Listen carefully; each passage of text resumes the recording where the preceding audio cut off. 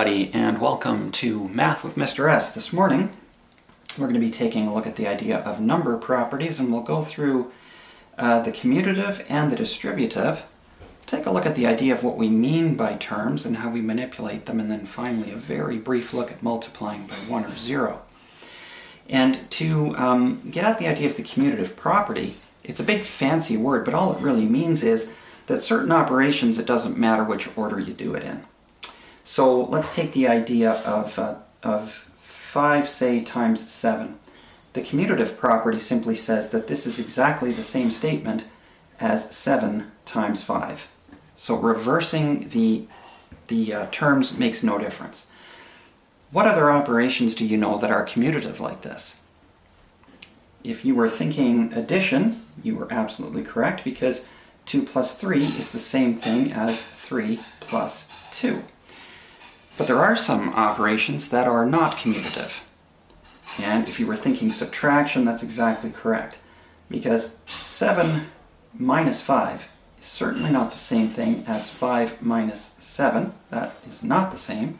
This one's positive 2, this one is negative 2.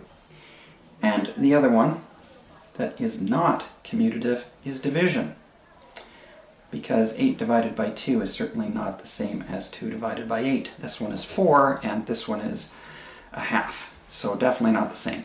But when it's multiplying and dividing, you can reverse the terms, and it has exactly the same value. That's all we mean by the commutative property of multiplication and of addition. So that leads us now to our distributive property. And in order to demonstrate it, I've come up with this little diagram here, and supposing you were asked to find the area of this entire rectangle, as though this line weren't even here, there would be two strategies, right?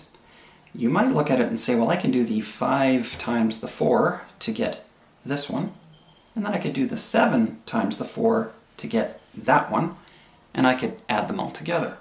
So that might look like this. We might say the area here is equal to the 5 times the 4 plus the 7 times the 4. And then we could solve that to get the area. But the other way we looked at would be that we could do this is to look at it as if that line wasn't there, and as we just call this one length here. And what would be the length of that? Well, yes, it would be 12, and so now we could do the 12 times the 4, and that would give us the same result, wouldn't it?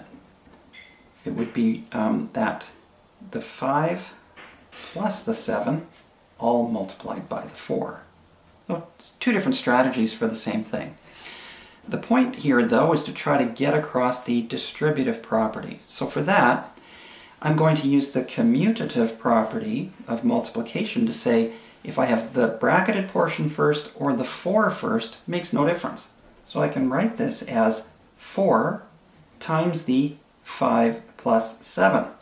It's exactly the same as what I wrote up here.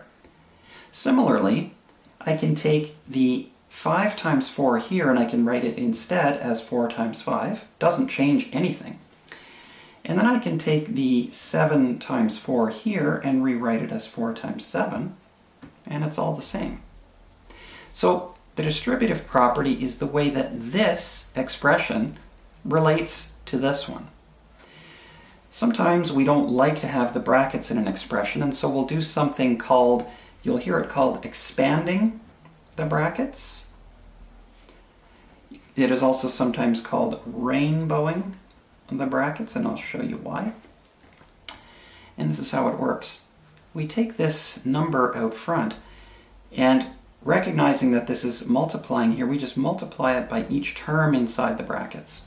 So it's kind of like you multiply that by that, and then this by that. That's where the rainbow idea comes from. So we've got the 4 times the 5, plus, we keep that addition sign, the 4 times the 7. And now you'll notice that is the same as that. So this is the distributive property, that we can take the value outside the brackets and multiply it by each of the terms inside the brackets. So let's look at another example just to reinforce that. I might come across something that looks like this. 3, 2 plus 9. And what I want to do is expand my brackets. I want to rainbow this out so I don't have brackets anymore. So remember, when no sign is present or no operation is present, it means multiplying. So we can just imagine that there's a multiplying sign right there. And now we apply the distributive property and we say, okay, what is 3 times 2? That's the first thing we'll look at. And then we'll add in 3 times 9. And so now we have rainbowed out the brackets, or we have expanded our brackets. It works similarly when there's subtraction inside the brackets, by the way. I could have something like this, 2 multiplied by 5 minus 3. And now, as I apply this rainbow method, I'll have 2 times 5. We keep the operation inside the same, and then do 2 times 3. And these two statements are equal to each other as well. Now, some of you are probably thinking, well, why don't I just add these two things? That gives me 11, and multiply by 3, it gives me 33, and it's a lot faster. Or here, the 5, take away the 3, I've got 2. 2 times 2, it's 4, it's a lot faster. You're 100% correct. But sometimes we have more complicated situations. So for example, we might face something like this. We might have 3 times 11 minus b. And we still are required to expand this. So, okay, we'll take the number out front and multiply it by the 11. Keep the sign the same that's inside the brackets, and then multiply the 3 times the b. So we have 3 times b. And then that will simplify, of course. 3 times 11 is 33. And 3 times b can be written a little more simply as just 3b. So that's the distributive property at work. And by the way, this can happen over multiple terms inside the bracket. So I might have 4 times a plus 2b plus, let's say, 3c. And I can distribute right through the whole bracket set. So I can do the 4 times a first, which I will simply write as 4a this time right away. And then I can do 4 times 2b. And I can do 4 times, maybe I should put the actual rainbows in there, 4 times 3c. Which brings us to another idea that we need to look at, which is how do we handle these guys. So let's just take a quick peek over here. Let's start with what happens when we have two different terms like this that we're adding together. And terms are basically things inside an expression that are separated by adding or subtracting. So these are terms in an expression. The 2b is a term, the 3c is a term, the a is a term. These are separated by additions and sometimes by subtractions. Each of these is a term as well. Now let's remember what 2g really means. It really means 2 times g, and multiplication is repeated addition.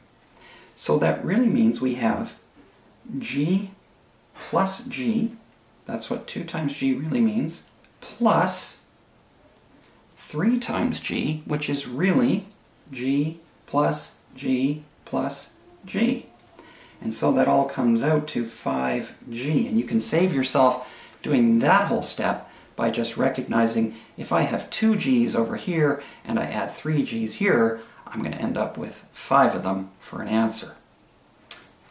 The other thing we need to look at is what happens when we're multiplying two terms together like this. Well, let's remember again that 2a really means a plus a. Let's write it out that way. We'll have 3 times a plus a. And since we know the distributive property now, we can say, okay, that is the 3 times the first term plus 3 times the second term. And because of what we just learned here, we know that 3a plus 3a must then be 6a. So we've been through most of what we need to do at this point, and by the way, we can now simplify this guy. So we now know that 4 times 2b, if we look back at this one, 3 times 2a was just 6a. In other words, the 3 times the 2 and keep the a in the term. Same thing here. 4 times 2b really just means 8b, and then 4 times 3c means 12c. So there we have that. Last thing to look at, multiplying by 1 or 0. This is fast, will not take us much time at all. But recall, if I take the number 5 and I multiply it by 0, I will end up with an answer of 0. It's exactly the same thing if I take a variable, or any term in fact. If I say 3b and multiply it by 0, my answer is still 0. So same thing when you have variables involved. And similarly with the number 1, if I take, let's say, 5 and multiply it by 1, well, we still end up with 5. So it's the same thing. If I have g and I multiply it by 1, it's still g. And sometimes when you're rainbowing out your terms or collecting like terms, you'll end up with something that just looks like 1g, which means 1 times g, and that just has exactly the same value then as just plain old g. 1g, same value as g. That's multiplication by 1, and that concludes our video. So we'll see you next time. Have a great day.